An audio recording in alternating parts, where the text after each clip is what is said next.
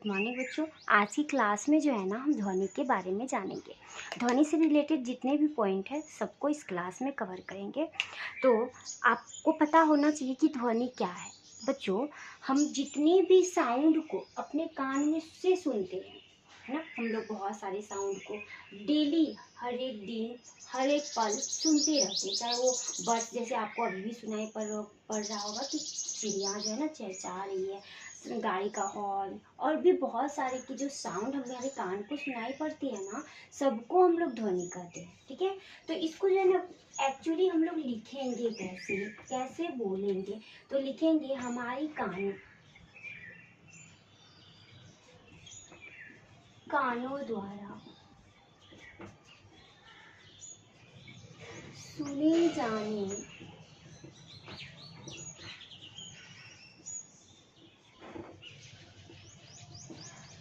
क्या लिखे बच्चों, हमारी कानों द्वारा सुने जाने जितने भी चीज़ सुनते हैं ना, हमारे काने जो भी चीज़ सुनते हैं, हमारे कानों द्वारा जो भी चीज़ सुना जाता है, इसे हम लोग लिख सकते हैं कि हमारे कानों द्वारा जो भी कुछ सुना जाता है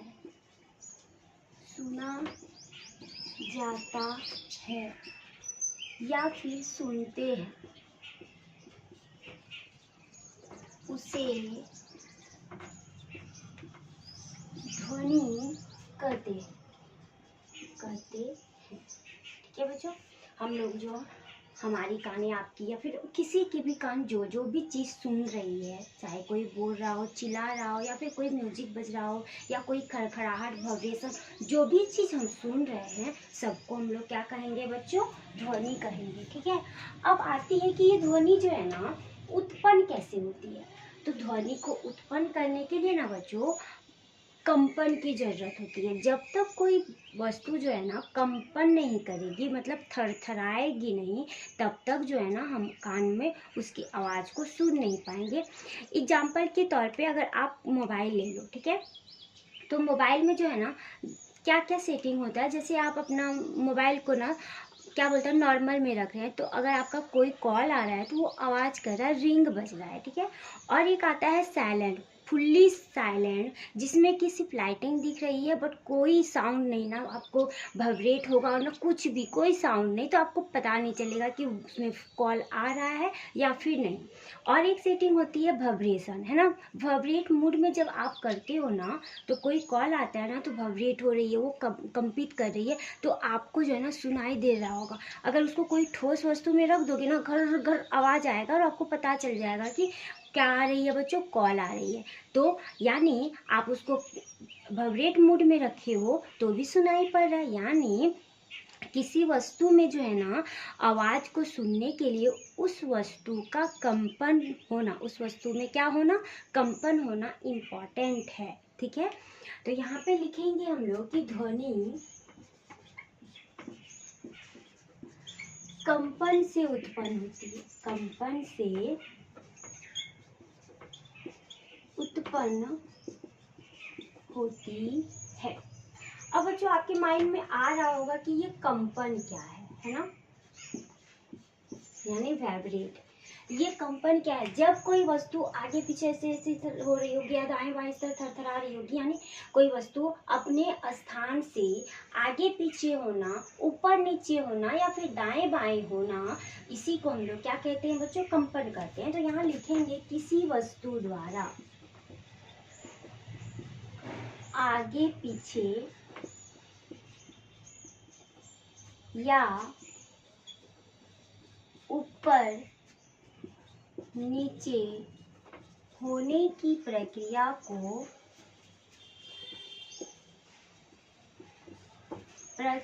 को जो है ना कंपन कहते हैं, कंपन कहते हैं।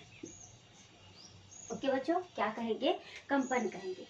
अब ना क्या आती है कि ये जो ध्वनि है ना बच्चों हम तक जो पहुंच रही है ना, कैसे पहुंच रही है उसको, जैसे अभी हमको यहाँ से कहीं और जाना है तो या तो हम चल के जाएंगे या फिर साइकिल, रिक्शा, टोटो या फिर कोई भी साधन चाहिए हमको यहाँ से एक जगह से दूसरी जगह जाने के लिए। तो ये ध्वनि जो आ रही है ना बाबू हमारे कानों तक, तो क्या वो भी कोई मतलब क्या बोलेंगे वाहन या फिर कोई भी मतलब चीज़ की वजह से आ रही है, या जैसे हम कहें कि या तो वो साइकिल ले रही है या फिर कोई भी वैन से आ रही है हम कानों तक, तो बिल्कुल आ रही है। तो ध्वनि भी जो है ना खुद ब खुद मतलब आने के लिए उसको भी कोई ना कोई साधन चाहिए, कोई ना कोई माध्यम चाहिए, ठीक है। तो जैसे हम लोगों को एक जगह दूसरी जगह जाने के लिए कोई गाड़ी चाहिए, वाहन चाहिए, है ना। तो ध्वनि को आने के लिए हम तक जो है ना, कानों तक आने के लिए ध्वनि को भी जो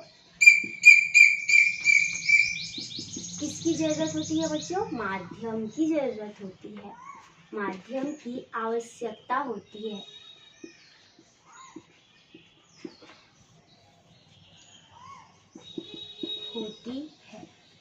और ये माध्यम कितने तरह के होते हैं बच्चों? 3 तरह के होते हैं। पहला होता है ठोस, फिर होता है द्रव और होता है गैस।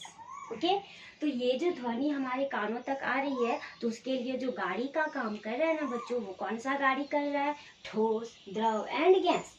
आप इस तरीके से याद रखो कि हम लोग जो गाड़ी से जा रहे हैं तो उसका अलग अलग नाम है।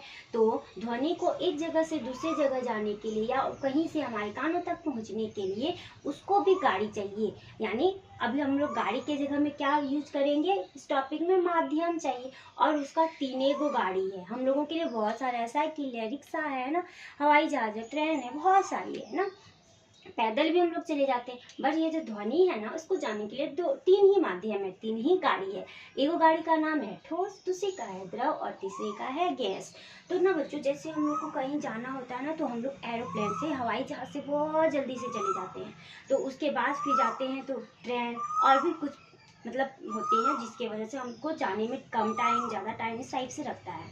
तो जो है ना उसी तरह से ध्वनि में भी होती है कि जो ध्वनि जो है ना ठोस माध्यम में तेजी से गमन करती है। कैसे करती है बच्चों? एकदम पूरी तेजी से गमन करती है, ठीक है। और ठोस में जो है, द्रव में जो है ना बच्चों, गैस में बहुत ज़्यादा तेजी से गया, और ठोस द्रव में ठोस के मतलब ठोस से थोड़ा कम जाएगा, इसमें ठोस से थोड़ा कम जाएगा, और गैस में तो बहुत कम जाएगा। क्या जाएगा? बहुत कम जाएगा। इसलिए हमने इसमें एक एरो दिया, यानी सबसे ज़्यादा जाएगा ठोस में, ठोस के बाद जाएगा द्रव में, और द्रव के बाद जाएगा गैस में। यानी ध्वनि जो है ना तेजी से गमन किस में करेगी? ठोस में करेगी। ठोस के बाद किस में करेगी? द्रव में करेगी। और द्रव के बाद सबसे कम किस में करेगी? गैस में। तो हम अगर इसको इस तरीके से लिखे तो यहाँ पे हो जाएगा ठोस में ज़्यादा करेगी, फिर इससे कम करेगी किसमें बच्चों? द्रव में, फिर इससे भी कम किसमें करेगी? गैस में। ओके, अब आती है अगर कहीं पे ना ही ठोस रहे, द्रव और गैस रहे, ये तीनों में से कोई भी माध्यम ना हो, तो ये जो ध्वनि है ना बच्चों सुनाई ही नहीं पड़ेगी। क्या नहीं सुनाई पड़ेगी? ध्वनि। जैसे अभी चिड़िया जो कुहू कुहू कर रही है ना बच्चों, उसके लिए माध्यम जो है ना हवा है, और वो हवा जो है ना उस ध्वनि को कंपित करके इस तरह करके वाइब्रेट करके हमारी कानों तक क्या कर रही है? पहुंचा रही है। इसे हम हमारी कहाँ तक पहुंचा रही है? कानों तक पहुंचा रही है, जो हम सुन रहे हैं ना। जैसे कि बच्चों कभी आप लोग ट्रैवल करोगे तो अगर आप ट्रेन आ रही है पटरी से, क्या आ रही है बच्चों? ट्रेन आ रही है, ट्रेन अभी बहुत दूर में है, और अगर आप उस ट्रेन की पटरी में अपना कान लगा के सुनोगे ना, तो ये पटरी ना वाइब्रेट कर रही होगी। क्या कर रही होगी? वाइब्रेट कर रही होगी। तो आपको उससे पता लग जाएगा कि ट्रेन आ रही है। या फिर आप जहाँ बैठे हो, टेबल हो या फिर बेंच हो, उस पर आप अपना कान को रखो और दूसरी सीट पे कोई थोड़ा सा बजाएगा ना, तो आपके कानों में वाइब्रेट होकर वो ध्वनि सुनाई पड़ेगा, ठीक है। तो सबसे ज़्यादा तेजी से किस पे जाएगी बच्चों? ठोस पे, इसके बाद किस पे जाएगी? द्रव पे, इसके बाद जाएगी गैस में। अब दूसरी बात आती है कि हमारी जो निर्वात है ना बच्चों, उस पे जो है ना ध्वनि सुनाई नहीं पड़ती है, ध्वनि सुनाई ही नहीं पड़ती है, क्योंकि उसमें ये माध्यम नहीं है। उसमें क्या नहीं है बच्चों? माध्यम नहीं है, इसलिए हमें जो है ना ध्वनि क्या नहीं होगी? सुनाई नहीं पड़ेगी। निर्वात में ध्वनि सुनाई नहीं पड़ेगी क्योंकि वहाँ पे क्या नहीं है? निर्वात नहीं है। अब आती है चंद्रमा। क्या आती है बच्चों? चंद्रमा। चंद्रमा पे भी हमें ध्वनि सुनाई नहीं पड़ेगी। क्या नहीं सुनाई पड़ेगी? ध्वनि। इस पे भी हमें ध्वनि सुनाई नहीं पड़ेगी। क्यों नहीं ध्वनि सुनाई पड़ेगी उसमें? क्योंकि उसमें भी ये तीनों माध्यम नहीं है। ओके, तो जैसे कि कोई भी यात्री जाता है या फिर आप अंतरिक्ष पे जाओगे, अंतरिक्ष पे जा 2 आदमी गए हो, अगर आप वहाँ पे बातें करोगे या फिर कोई भी मतलब होता है ना, जैसे बादल गरज रही है, ये सारी चीज़ें, तो वो जो है ना आपको सुनाई नहीं पड़ेगा, या फिर कोई कुछ बोलेगा तो आपको सुनाई नहीं पड़ेगा, क्योंकि निर्वात में ना हवा है ना कोई माध्यम है, इस वजह से आपको ध्वनि सुनाई नहीं पड़ेगा। तो बच्चों, आज का क्लास आपको कैसा लगा? क्या आपको ध्वनि टॉपिक समझ में आई इजीली तरीके से? इससे रिलेटेड और भी पॉइंट हम नेक्स्ट क्लास में जानेंगे। अगर आपको ये क्लास अच्छी लगी तो प्लीज़ वीडियो को लाइक कर देना, और अगर आप चैनल पर नए हो तो चैनल को सब्सक्राइब कर देना और ज़्यादा से ज़्यादा शेयर करना, ताकि बाकी स्टूडेंट भी ध्वनि चैप्टर को पढ़ सके जो कि ट्यूशन भी नहीं जा पाता है, तो कुछ तो हेल्प हो जाएगा उसको। साइंस टॉपिक, ये फिजिक्स से रिलेटेड है और ये बहुत ही लंबा टॉपिक है बच्चों, तो प्लीज़ वीडियो को शेयर करना, ठीक है।